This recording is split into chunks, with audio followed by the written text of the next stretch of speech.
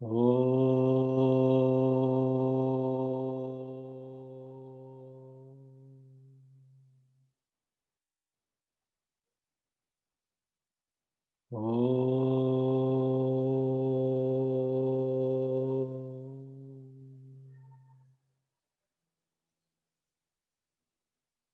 Om. Sahana vavatu. Sahanau bhunaktu. Saha viryam karavavahai. Tejasvinavadhitamastu. Ma vidvishavahai. Om Shanti Shanti Shanti.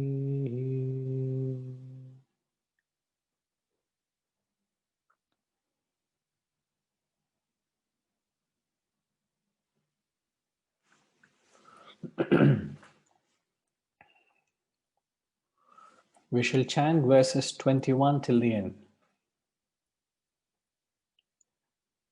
Bahyasparsheshvasaktatma vindatyatmani yat sukham sabhrahma yoga yuktatma sukhamakshayamashnute yehi samsparshaja bhogaha dukkayonaya evate आद्यन्तवन्तः कौन्तेय न तेषु रमते बुधः शक्नोति have यः सोढुम् प्राक्शरीरविमोक्षणात् कामक्रोधोद्भवं वेगं स युक्तः स सुखी नरः योऽन्तः सुखोऽन्तरारामः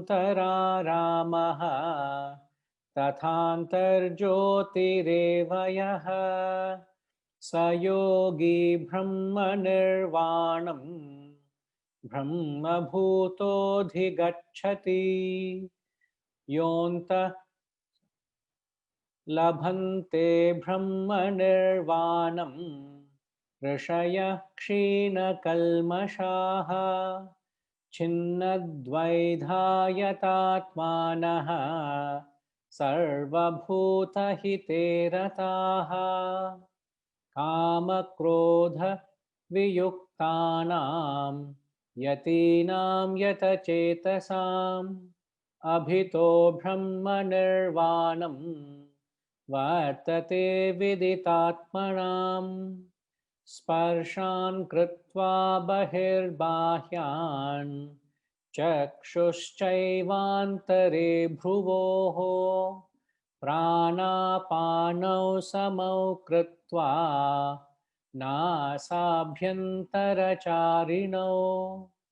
यतेन्द्रियमनो बुद्धिः मुनिर्मोक्षपरायणः विगतेच्छाभयक्रोधः यः सदा मुक्त एव सः भोक्तारं यज्ञतपसां सर्वलोकमहेश्वरं सुहृदं सर्वभूतानां ज्ञात्वा मां शान्तिमृच्छति.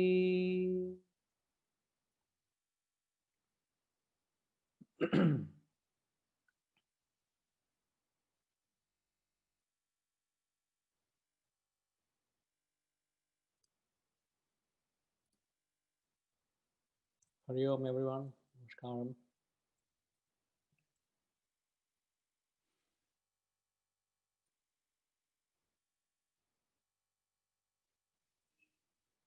The last we were doing the 22nd verse. Yehi samsparshaja bhogaha dukkayonaya evate adhyantavanta kaunteya gateshu ramate buddha. Can we have the translation of the 22nd verse just for a quick recap, please?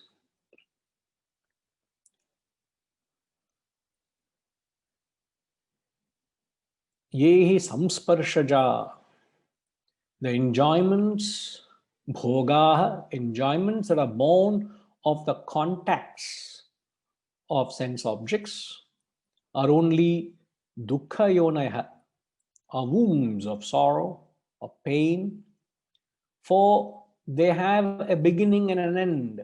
Adhyantavanta, they have a beginning and an end. O Kaunteya, Arjuna, the wise one, do not rejoice in them. Nateshu ramate buddha. The Buddha means the wise man. Wise man, na ramate. They don't rejoice. They don't indulge. They don't get carried away by the sense enjoyments.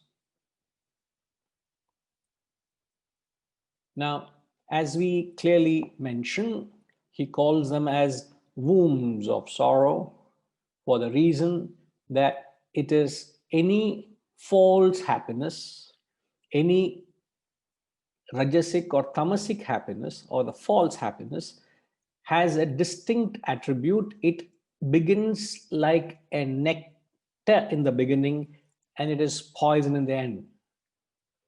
So you must keep that in mind, and that concept will help you understand clearly why does he say it as the wombs of sorrow. Means any enjoyment which is driven with sense contact. Now please don't be mistaken that the Shastras are wanting us to suppress, constrain, or inject a forced withdrawal from the senses. It is not in that sense. What they are recommending as is you maintain a healthy contact with the sense objects, because fundamentally you must understand, we should understand that we can't run away from the world. Wherever you go, there will be the world that enters into us through the organs of perception, which are the senses. So the senses invariably will have some contact with the world. So it is not that there should be any restriction to the contact. I'll come to that point. There should not be any restriction to the contact, nor should you perceive that sense contact is wrong. It's not that. You should be able to establish a sense contact, but you must also understand any contact driven happiness, provided you fall a prey or victim to the temptation, the moment the sense contact is driven out of the mind, where you have no control of the contact. In fact, it becomes very, very clear the next verse. I don't go ahead, but I'm just saying the next couple of verses, he seals it, he clarifies it, he establishes it, what he's trying to say. But all what you got to understand is any joy you derive from any external sense contact is of a false happiness. It has a beginning and an end. It is nectar in the beginning, poison in the end. So any joy that you derive from a contact invariably has this nature characteristics. If you are driven by the sensual pleasures, isn't it? In fact, so much so, anything that is unpalatable in the beginning has a beneficial ending, isn't it? Anything that is palatable in the beginning invariably has an unhealthy beginning, an unhealthy end. It invariably is detrimental to you. So it is not wrong to say that all that is in our hitam, in our interest in life, that which is instrumental for our development, in fact, anything that is beneficial for your growth, for your betterment, has a distasteful beginning. And on the contrary, anything that is detrimental to you has a pleasant beginning. So if you keep this principle in mind and get in contact with the world, we'll have no problem. So anything that is detrimental has a pleasant beginning. Anything that is beneficial has an unpleasant beginning. This is the law of life.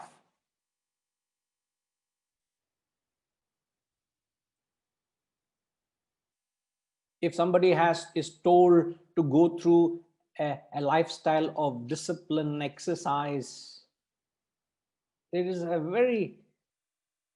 it's not easy, isn't it? It comes with a pinch of salt. It means you find it very unpalatable. Oh my God, am I to do this every day? Am I to exercise every day? Am I to do this every day? So there's a sort of effort and pain associated with it. But the moment you have conquered that pain, believe me, rest of your life you have health written all over you. You'll have no issue of enjoying, in fact.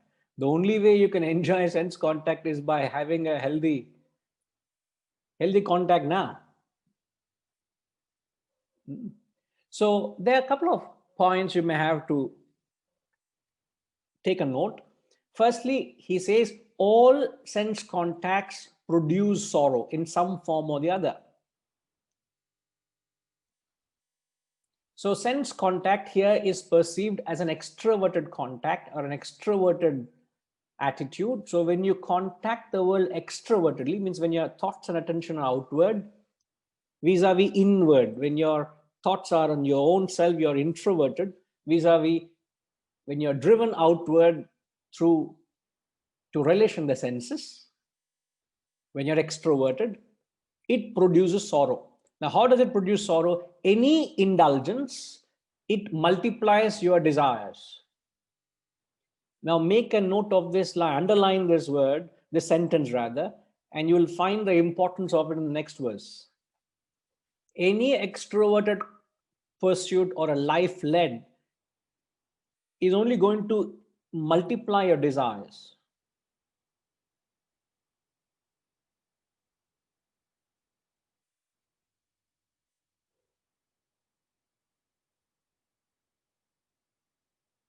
So you will end up with more and more desires. Now you may ask me, sir, what happens if I have desires? So how can you define a desire?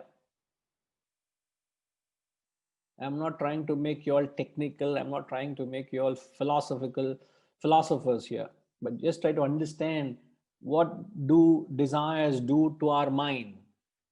If you lead a particular life, if one leads an extroverted life, one houses desires, you multiply desires. So you need to understand what happens if you have desires. So my question is, how do you define a desire?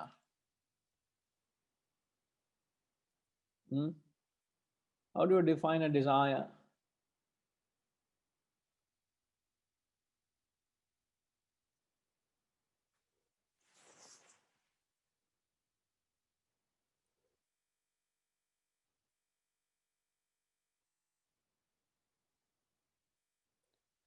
Vasanti is saying vasanas. Desires are actually products of vasanas. But that again is an unknown term. We would not know what vasanas are. Gayatri, my question is, I'm not asking how do you know what desires you have. I'm asking what is a desire? Like it or not, all of us have desires. The difference is the nature of desires, that's all. And the intensity.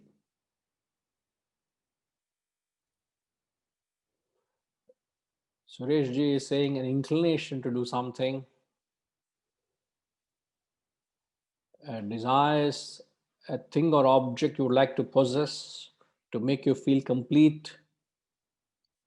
Craving for an unwanted thing.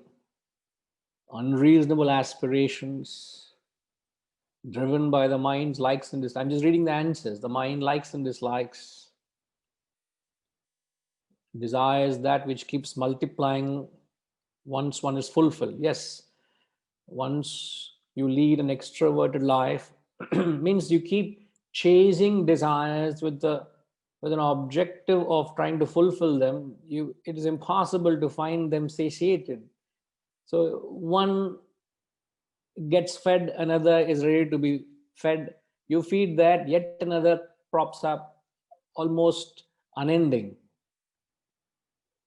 As a result of which you're never contented with what you have. Jeremiah is saying desire is an intensified thought or an external object or being. When we constantly think of a thing that we are having, when we are having a desire, wanting to own or enjoy an object or experience. Yeah, a desire is a want to acquire and enjoy.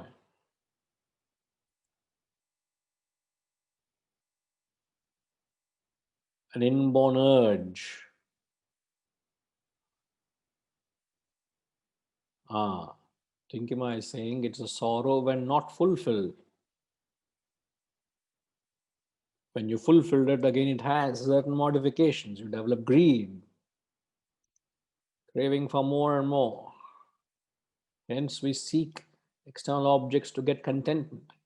In fact, you all are right, very right. Desire is an urge that draws you out into the world to get that object and enjoy that object of enjoyment. So desire is nothing but a flow of certain thoughts towards a particular object or being. And also, yes, those thoughts arise because when you have a void, so the more desires you have, it is very fair to say that you are less peaceful and contented. At the end of the class, we keep chanting this mantra, Purnamada, Purnamidam, Purnat, Purnamudachyate, Purnasya, Purnamadaya. So what the word Purna, Purna, Purna? I know Purna means you may think of a sweet. But for a while, stop thinking of sweet and really define what Purna is. Purna is what? Is whole, is wholesome, that complete, that fullness, that state of Paripurna. So the word Purna is derived from the word Paripurna. Paripurna means the feeling of fullness and completeness. Is something like when you have had a sumptuous meal, and if somebody were to offer something to you, you say, no, thank you very much, man. I've really had, I've enjoyed every bit of it. I can't have anything more. It's that feeling of contentment. And void is being deprived of food. You feel that emptiness within, that hunger, that pangs of hunger. You feel that incompleteness, wanting to fill that emptiness. So that emptiness within creates a void. And Paripurna is a fullness, which absence of desire. You don't want anymore because you're full within. And this is a subjective feeling. You can feel Paripurna within, and that's a spiritual quality. And if you have invested in your own spiritual development through an introverted pursuit, you feel a sense of Paripurna. So desires are an expression of lack of Paripurna. If you're chasing the external world, whatever it be, it's because lack of fulfillment within. Oh, I have a desire to go and see the world. Why do you have a desire to see the world? Because you feel incomplete without seeing it. Having lived in Malaysia and that part of the world for over a decade, if you ask me, I've only traveled even within the country. I have not even, if at all I've traveled that part of the world. Work took me, yes, I've traveled fairly to parts of the world there with work, but never with an intention of sightseeing. There's no desire to see any sight, so no sightseeing.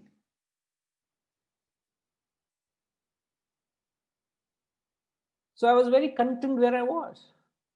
And when I left the country and back here, I missed such an opportunity because so many beautiful places are there around, and it was just a hop of flight, an hour or two away. I would have seen so much of the world there.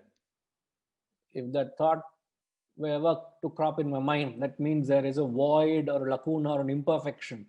And I want to fulfill that by experiencing something outside. You see what I'm getting, what I'm saying? You get what I'm saying? So any external rush into the world is an expression of an incompleteness within. So you should be able to see the entire world just being locked up in one room. You can just be locked up where you are, and what you need is little food and water to sustain you, and just be with the scriptures, just be with the shastras, just be with these divine thoughts, and you can keep reveling in them with no need to contact the world. There is no pressure in you. You don't feel suffocated.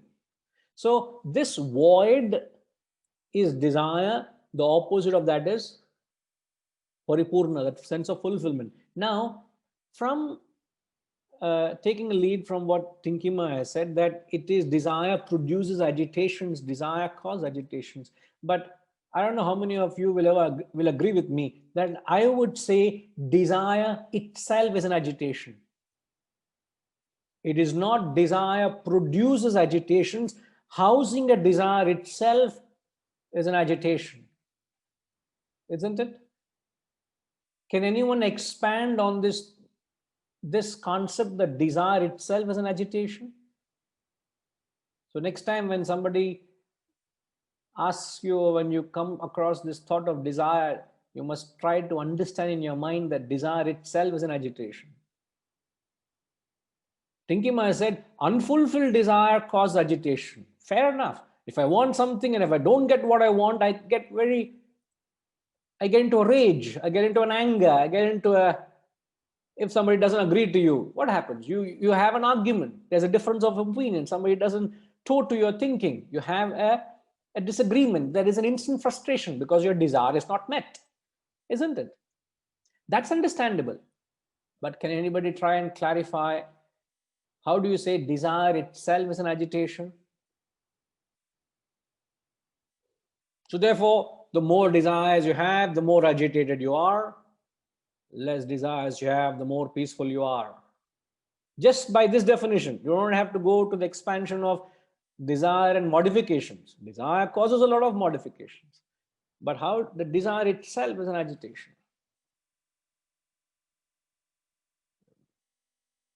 Because your mind will be constantly agitated until the desire is fulfilled. When desires are fulfilled, we crave for more. We are not talking of getting into the desire, Gayatri Ma, just housing the desire itself. I'm saying it's like playing with fire. It's not easy to contain it. It has huge potential of going out of control. But just to have fire itself, you got to be very careful. Isn't it? It's highly inflammable, isn't it? So there is that potential danger in the very housing the desire itself. What happened? Where was that? A few months ago, there was a gigantic explosion because they had stored some chemicals. Where was it? In some, not in Vizag. No, not here. Not here. I'm saying, even in Vizag also there was. Yes, in Beirut, correct. A huge explosion, isn't it? In Jordan, you're right. Mm-hmm. What was the consequences? The potential is what people are unmindful of, and none of you are looking at desire as a potential which can actually buddhi nashat pranashyati, isn't it? The ladder of fall. That desire has a potential to actually destroy you. completely floor you. So my question is, how do you expand on? Hariji, you wanted to say something?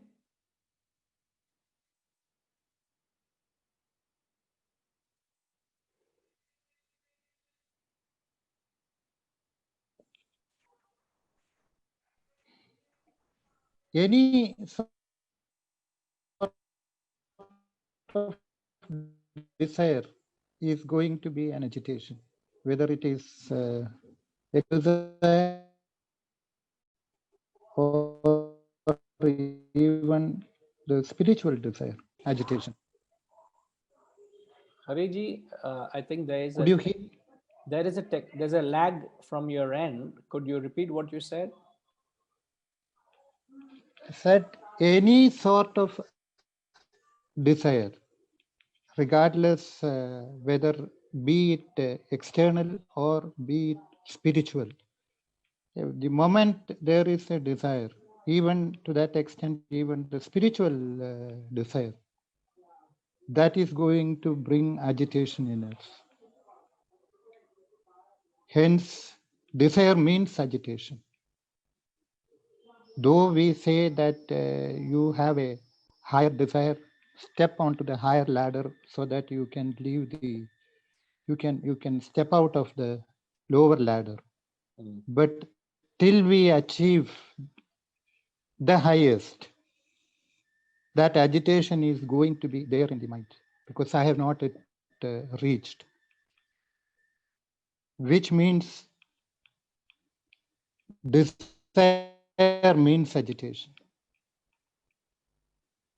Right.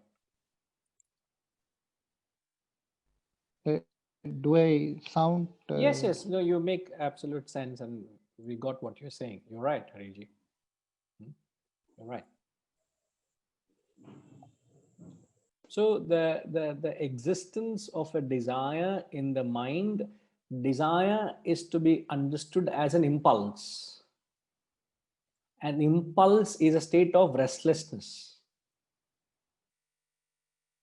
And any restlessness causes and disturbs your mental equanimity. Because there is that potential of it not being fulfilled that is leading up further. But the fact that you have it is, it needs fulfillment. It draws you outward vis-a-vis a state of uh, contentment within yourself, where you don't have that impulse, you don't have that urge. But when the mind, so what we are saying is that desire itself is an impulse, is an agitation.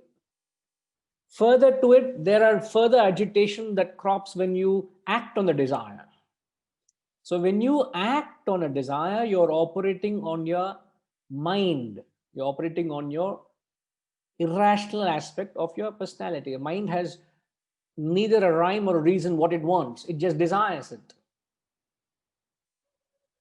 Ramji is asking, isn't it good? Isn't a good desire the stepping stone for progress? Now, in the sense when you say a good desire, here means that the desire has to be influenced by the intellect.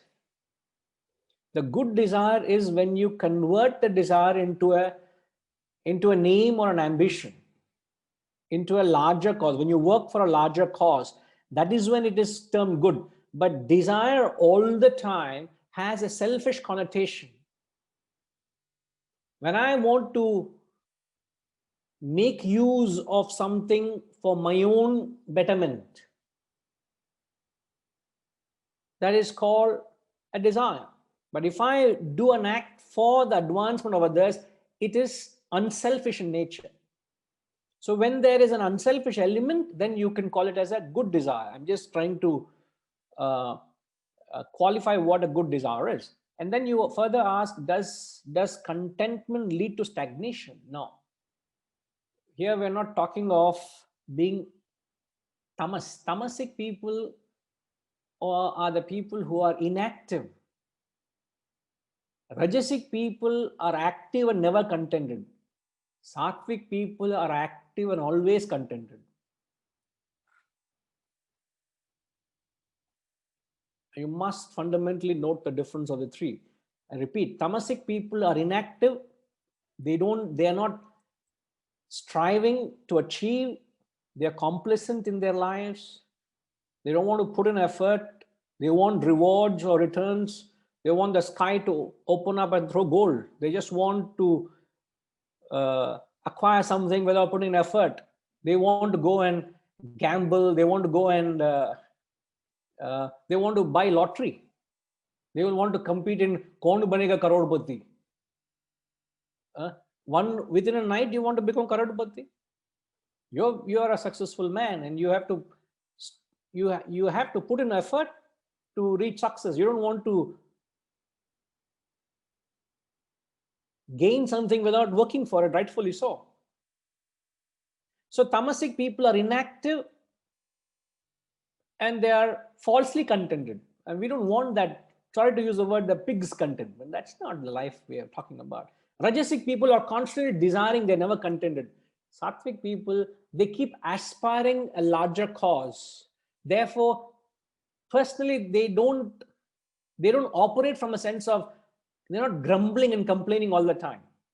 They're fairly contented, whatever life has given them. They're very happy with it. They learn all through our lives, all through our lives, we have learned to live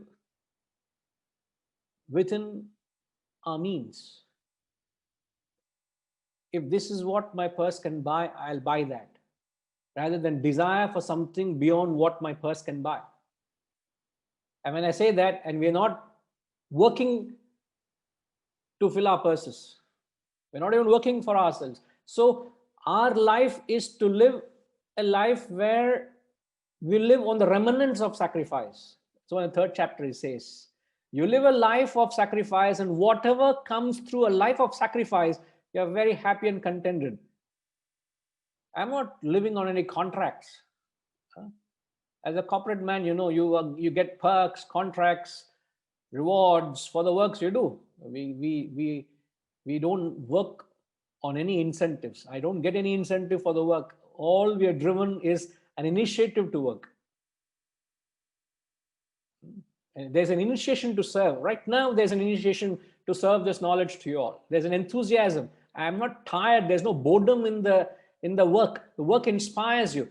At the same time, what inspires you is the cause. At the same time, I'm not discontented. Yet we need to address things. Things will be addressed, but there's no discontentment.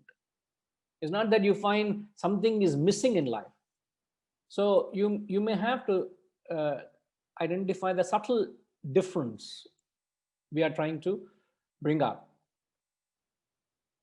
A host of messages. I'll have to just read them out so that I don't miss. Padmini, Harishji, do I have to read what you are saying, or just capturing what was said? Okay, right. So Padmini is saying desire itself is an agitation, as it's a nagging feeling that makes you restless. But desire is that which gives you enthusiasm. Now again, you are slightly mistaking it from enthusiasm is when you have a higher purpose, when you have a higher goal. There's I'm enthused to come and share this knowledge with you all, and it's not desire. So you must differentiate between having a drive within to serve a cause vis-a-vis just trying to satisfy your personal desires. So there's a difference between desire and an ideal or a goal or a purpose in life. These are two opposite things. So desire always in the Shastras has a negative connotation. And if you don't understand the desire correctly, example, Ravana wanted Sita. That's all. That will seal the discussion. What Ravana said, I like her. That's all his mind said. What a beautiful, charming lady. I want to enjoy. That is what his mind said. And being a man of power and strength and success, he said, I can get it. Nothing can hold me in getting whatever I wanted. That ahankar he had. And that brought his own downfall. The rest of the story, you know. But it all stemmed from his wanting Sita. And to qualify that pursuit of desire being good, when you work for not on the mind's charms, whatever the mind charms you with, isn't it that through the various stages of your life, your mind gets fascinated with many things? You get fascinated with toys, you get fascinated with objects, you get fascinated with people, you get fascinated with travel, whatever you get fascinated, your mind is drawn with. Just because you have a capacity to fulfill it, it may not be the right thing to do, because the Shastras say the mind and the desire is the devil within, isn't it? Therefore, he's saying, if you are driven by the mind to get into any sense contact, please understand it is only your future sorrow. It's wombs of sorrow for you. So differentiate between a desire and an ideal or a goal. Okay. Before I get to the messages, I think Sitaramji, you want to say something? You had raised your hand. Yeah, what I actually what I could understand was desires in our Shastra tend to be seen to be only selfish desires. I think generally that's the meaning of desires in our whatever we talk of. So they don't distinction between good desires and bad desires don't exist, because desires always mean to be selfish. The slightly different context, I think in Bhadgovindam, what Shankaracharya says is a slightly different one, which is Yallavasen is karmopatam vittamatena vinoda chittam. So he's talking of contentment of having achieved whatever you could out of your own efforts, out of your own capabilities. And that itself says that should lead to contentment. Anything which you desire or which you want, which is outside your capabilities or outside your effort, that leads to agitation in the mind and the discontent. Correct. No, you're absolutely right. Therefore, how would you conquer desire? What is the opposite of desire? Uh, contentment, lack of desires. Contentment. Contentment. Not really, but being satisfied with what you have. Being satisfied with what you have. We can look for more. I'm not contented. Yeah. What is the opposite of desire? Harish ji, what is the opposite of desire?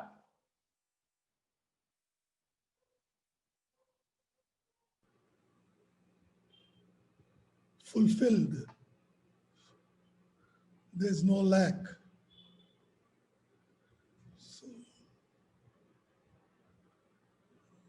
Paripurna. Rajima? Hari Om Guruji. Hari A Om. very simple example that we can relate to is if I have a motichur laddu today, I'm fulfilled. Yeah, Tinky. Where is Tinky Ma? I'm searching for Tinky Ma.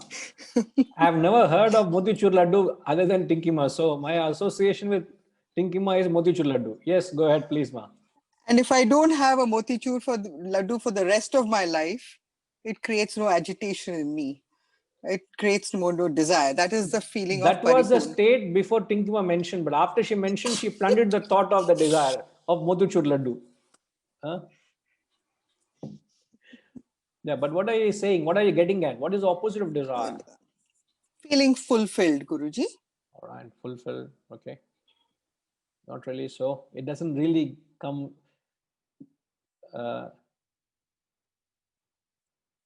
Hariji, if you could type, because there seems to be a lot of lag at your end when you speak.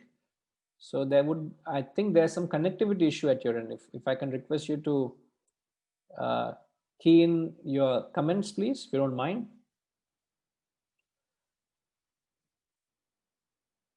Aversion, contentment, dispassion, disgust.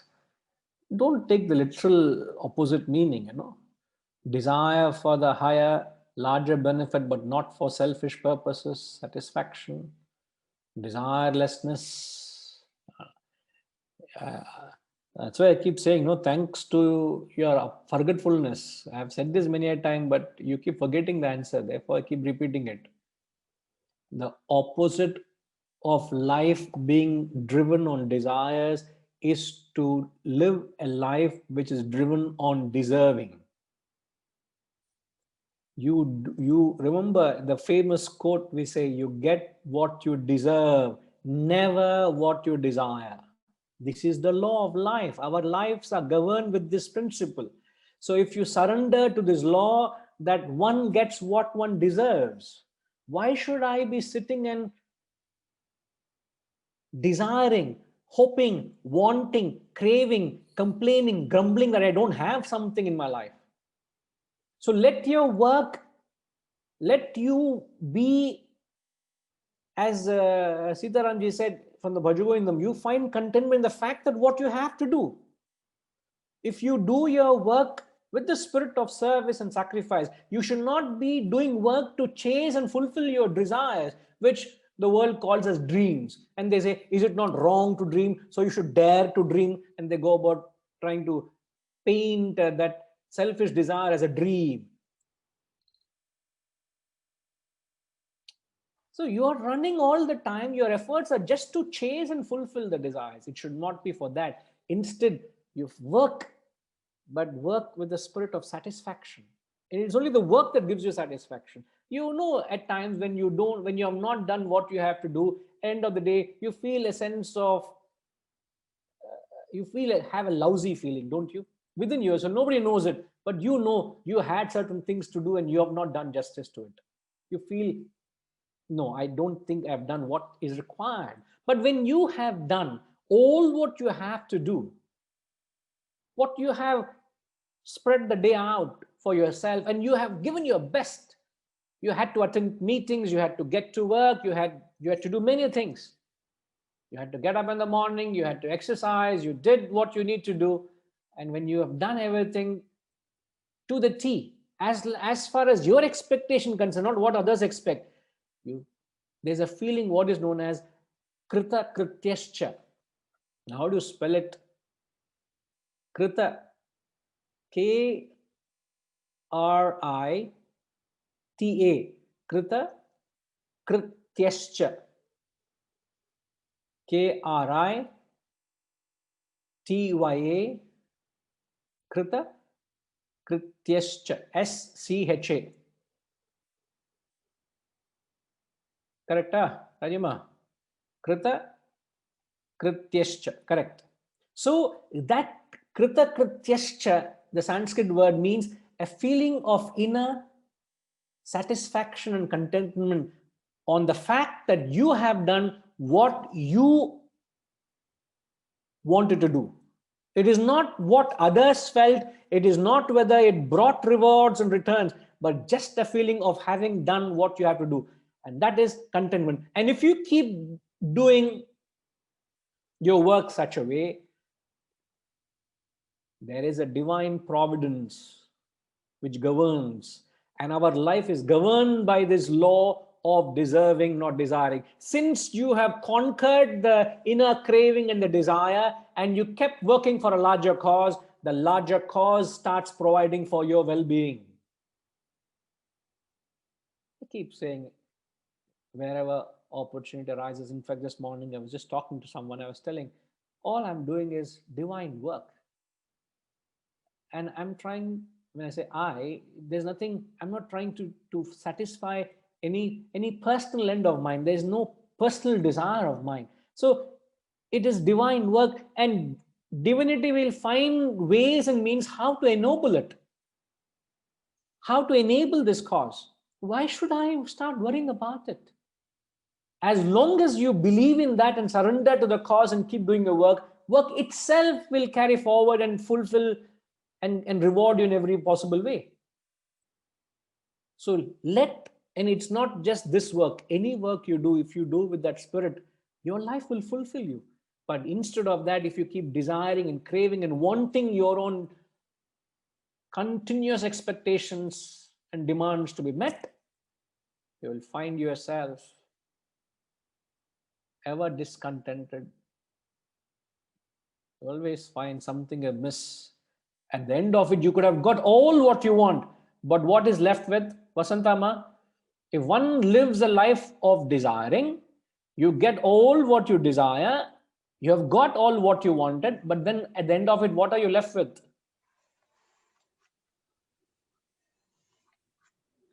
Wanting more. Fair enough. You want more things, but right through you got what you wanted. But then what is still left at any stage?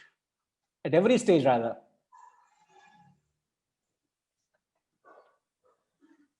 Craving for more and discontentment. You're still not satisfied. You're still not satisfied. There is that void still there. Just coming back to the point which we mentioned, I think a few classes before, external pursuit. In fact, last Atmabodha class, we were mentioning the external pursuit of acquiring the world doesn't offset the mental insecurity or the void within, isn't it? Mental insecurity. The internal insecurity or the incompleteness or the void is never countered by external acquisition. So you may have acquired a certain portion of the world, but you will remain mentally exactly where you are. If not, you will become worse than what you were, because the desires have not been fed. Sorry, the desires have not been completely met. You have satisfied some, many have born, but you're left with the void.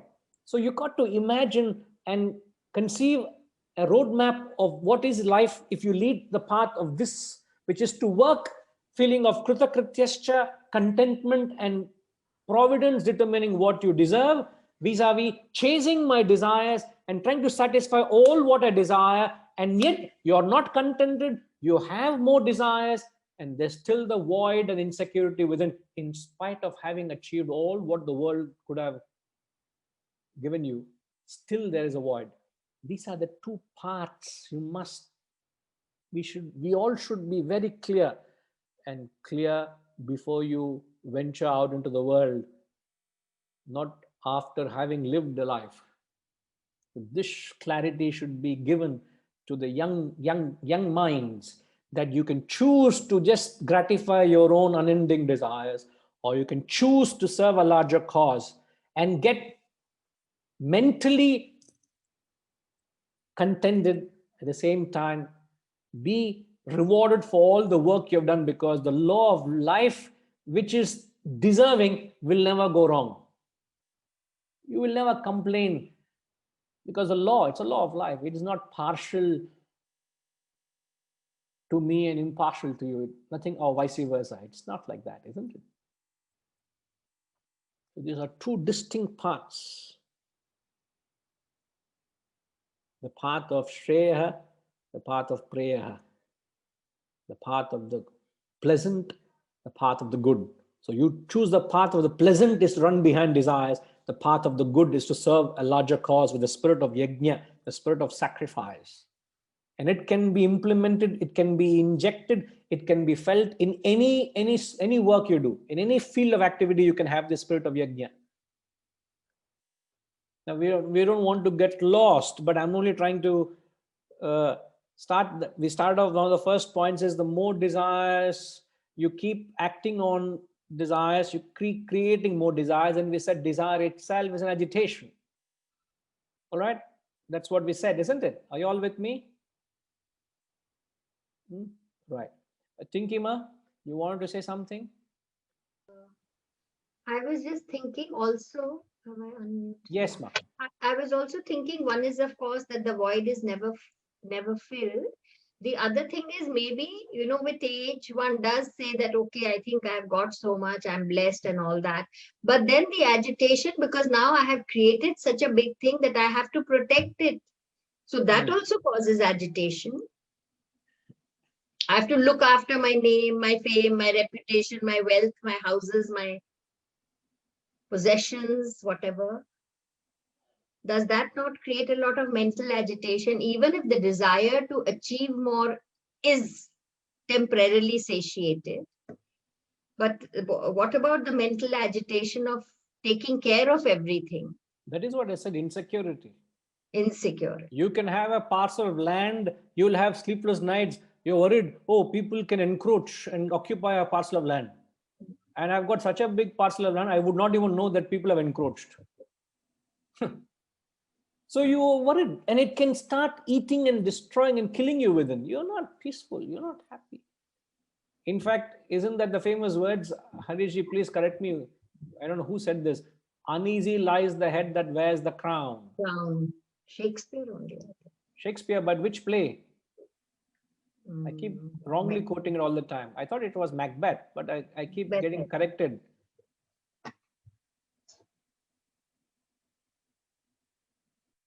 Was it King Lear? I'll just check. No, it's not King Lear. It is not King Lear. It is, it could be Macbeth. Uneasy lies, one of the very famous quotes of Shakespeare, uneasy lies the head that wears the crown. But that doesn't mean everyone who has a crown has this uneasy feeling. Not everybody who has acquired has this sense of insecurity. This is what I'm saying. If you have led a life of chasing your desires, you will never find security. Remember this. You will always feel insecure because you have never addressed your spiritual quotient. What gives you security is your spiritual quotient. What you have done is you have just amassed the wealth of the world. And that is no way going to address the insecurity. So you will only have plenty to deal with. So it is Henry IV. You're right, Harishi. It's Henry IV. I felt so. I knew it was a king, but I Yeah, thought it yeah. was King Lear.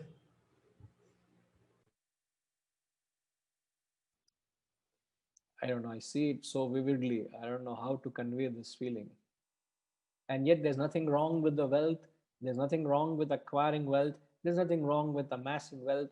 You can buy 10 villas. You can have whatever money can buy for you. You can go and buy it. And the Shastras are not putting a lid on acquisition or enjoyment. They're not saying you should only possess this much. Anything beyond that is unnecessary or committing a sin. The Shastras don't say that. Tell me. In fact, Hariji just typed out saying King Janaka. They give examples of kings who lived the life of renunciation. So you can aspire to live a life of royalty, and you're not wrong. Only thing is the king never lived for himself. The fact that he is quoted is he only lived for the sake of the people. You know. But if you also think in terms of thinking for the sake of the others, for others' benefit, if you think that way, you're not wrong. You can think, you can aspire whatever you want, but not for myself. I want to think for others' benefit.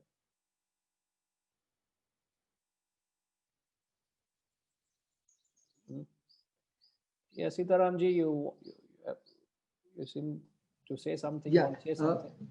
Yeah. Where are you? I don't see you. Are I'm you here. there? Yeah. Ah, okay, right. Right next to me, you but know, I'm not seeing you. Yes, sir. What you said, rings very true that, one should not desire, but one should deserve. And, one can always feel contented if you get what you deserve. True. But many times life throws up situations where you think you deserve, but you don't get what you deserve. That leads to far more agitation than the other way around. That if you're desiring what you don't deserve and if you don't get it, then it's easy to rationalize that. But if you don't get what you deserve, I think that agitation is very difficult to live with. On what basis you say that you deserve it? Well, on whatever understanding you have of a particular situation, I mean, like taking a corporate work, for example, you feel promotions are there and you're qualified, experienced this way, that way, all, and you should get it, but somebody else gets it. So obviously, in your mind, you think you deserve it. I mean, there's no other way of looking at it, but you don't get it. So then that one is the one which causes the maximum amount of stress. See, it's not the question of the promotion, it's a question of your anxiety of wanting to get it. Sure. Yeah. So it's still not deserving, it's still desiring because you wanted it. You wanted that promotion, you wanted that growth, you wanted that extra perks, you wanted that extra dollars, you wanted that name, you wanted the recognition, you wanted escalation. So it is you inwardly constantly wanting and craving it. And then Yeah, you because ended up justifying yourself. I think I am the best person for that. So it is also sort of self-justification going on right from the beginning. Hmm. Because the law can never go wrong, isn't it? It's a law of life. It's like a gravitational law. You will never, let's jump at 3:30 in the morning and check whether the gravitational law is working. You go to the first floor and jump from the balcony. I just want to test whether the gravitational law works at all times. You would test that? Would you dare do that? That is the potency with which these laws work. So if something is amiss, I will only question somewhere I have gone wrong. It's not that the law has gone wrong. I have gone wrong somewhere.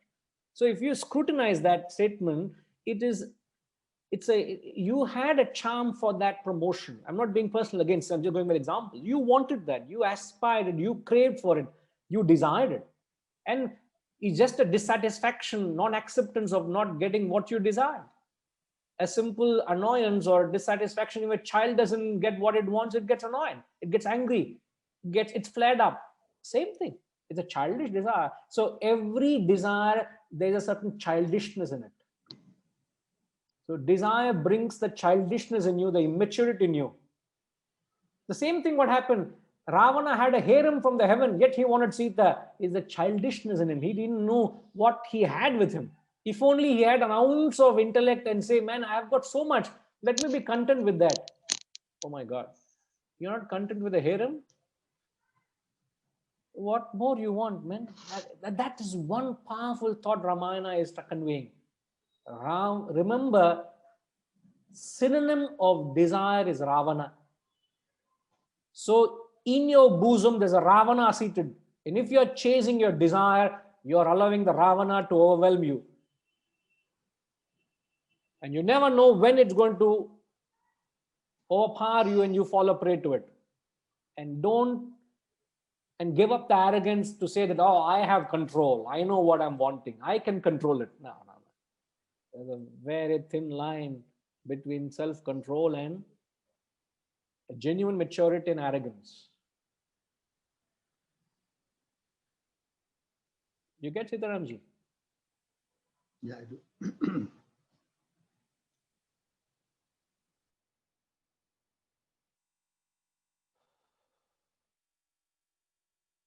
So just moving on with the verse. So okay, Hariji wants to say something. Yes, Hariji.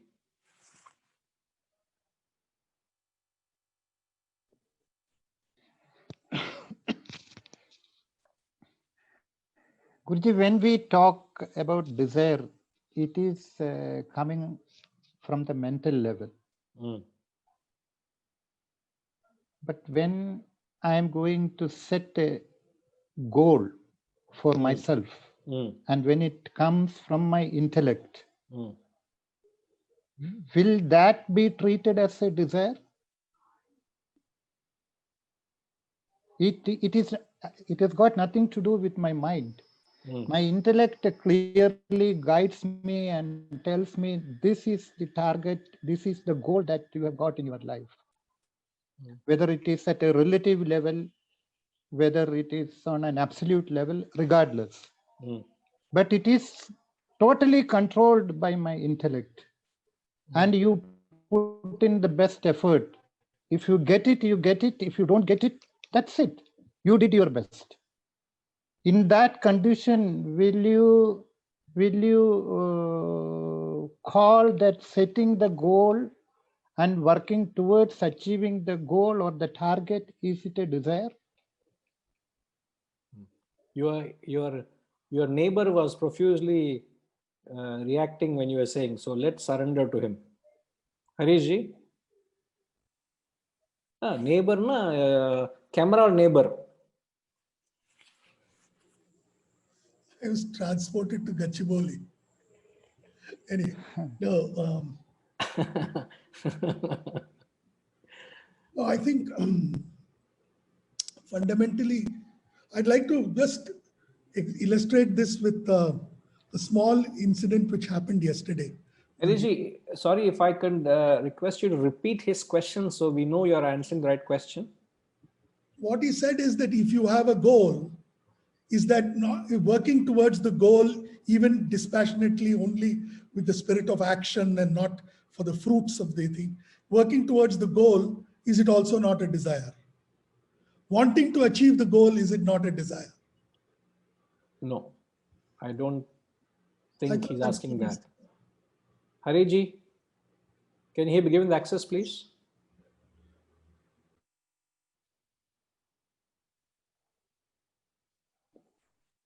I am talking not setting a goal by intellect, where the mind has no role to play. And I am setting a goal, my intellect says this is what you have. At the relative level, this is what you have to achieve, this is your goal. In the absolute level, this is the target, this is the goal that you have to achieve. But even during the process of my working towards achieving the goal, the intellect very clearly says, if you achieve the goal, fine. If you don't achieve the goal, that is also okay. Dispassionately work, the mind doesn't get agitated. I'm only objectively working towards achieving the goal. Here only the intellect plays. Mind has got no role.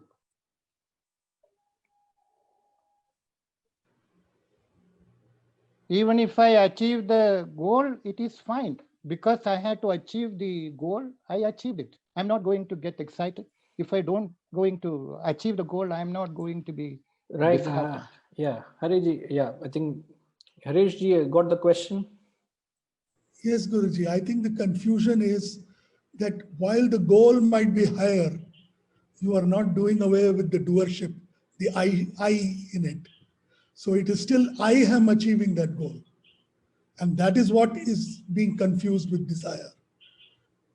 It is like saying, like we were in a cyclothon till yesterday, and there was a huddle of all the participants, those who had qualified, and there was this girl who was cycling for the first time in her life, and she did 1,000 kilometers.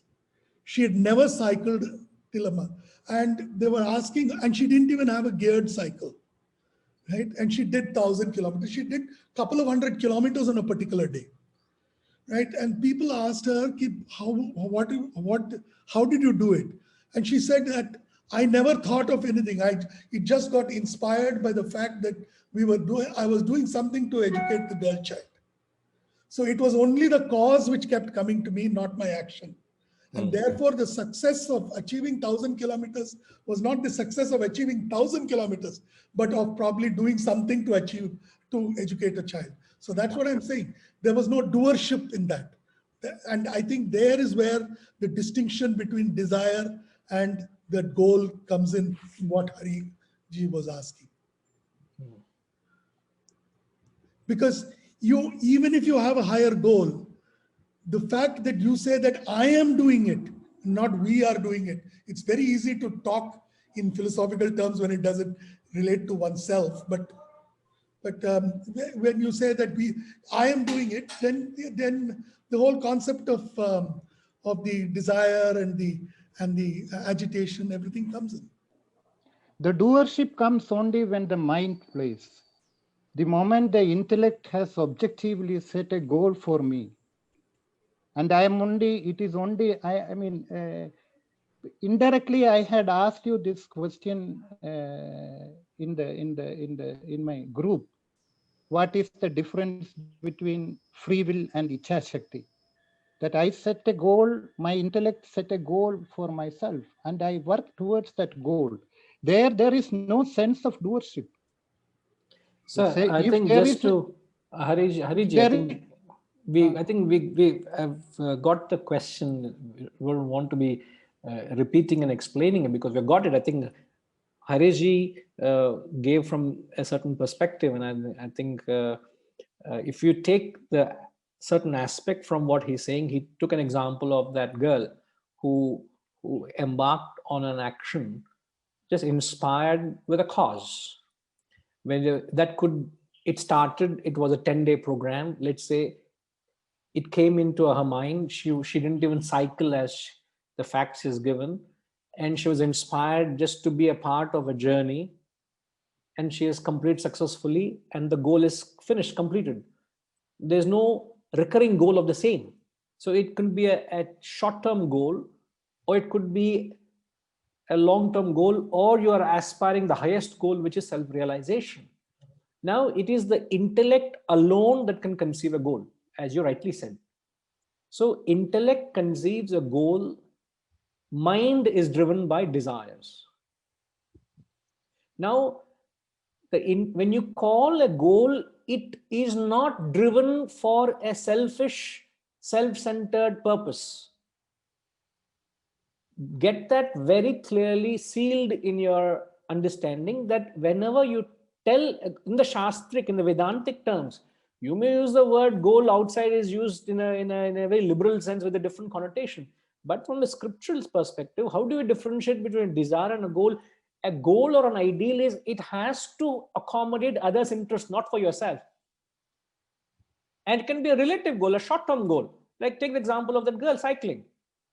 So it brought the best out of her just to be able to serve a larger cause. Full stop. Her actions brought the best out of her.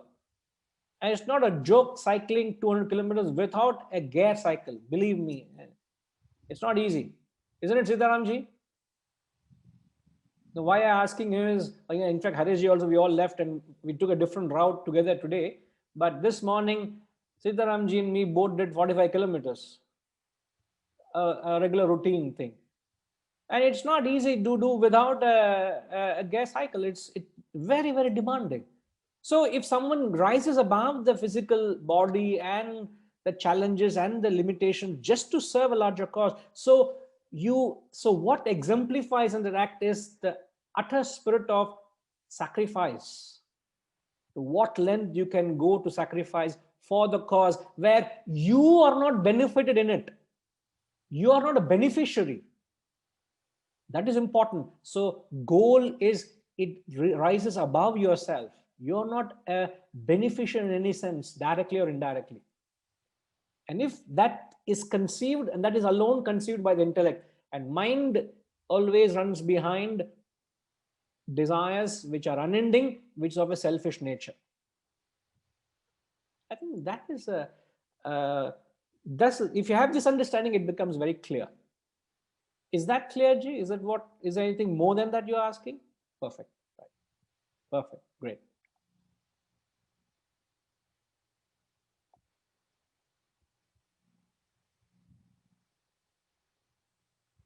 Venkateshwar Garu, what are you saying, sir? Sorry.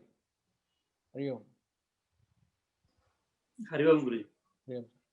No, I have not said anything better, sir. No. I just wanted to make sure the understanding is clear. I know I saw you just typed something. I just want to clarify, sir. What is it you are trying? What are you conveying through that, sir? Same, Guruji. If the goal is a selfish, it may be desire. Not me. If it Please, has please. a selfish connotation, it is not a goal. Yes. Same thing. Already said by Guruji. It is same. My dream is, I must have a bungalow for myself. Huh? It's a desire. I want to buy a Ferrari for myself. I want to buy a Ferrari for whom? Not for your neighbor. No, you will always buy for yourself. So wherever there is a personal interest of your own self gratification, it is a desire. The same act, if you want to do for something beyond yourself, unselfish, a sacrificial element it is. So let your actions resonate that spirit of service and sacrifice. Whatever you do, there has to be that service and sacrifice, and you will go to any length to achieve that objective. That's important.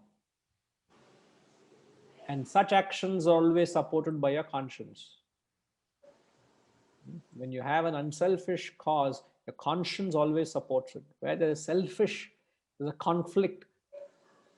First of all, there's a conflict between the head and the heart itself. Forget the conscience. Your conscience will never support it. Yes. Right, G? Hariom. Hariom. Hariom. I think I would have to come back to this verse because there were, just to explain the deeper connotation of what he calls as the wombs of sorrow has to be visited again. We didn't have a chance, though we discussed around it.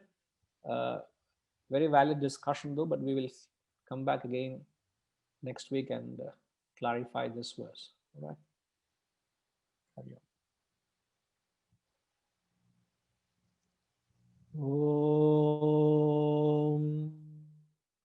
Purnamada Purnamidam Purnat Purnamudachyate Purnasya Purnamadaya Purnamevavashishyate. Om Shanti Shanti Shanti.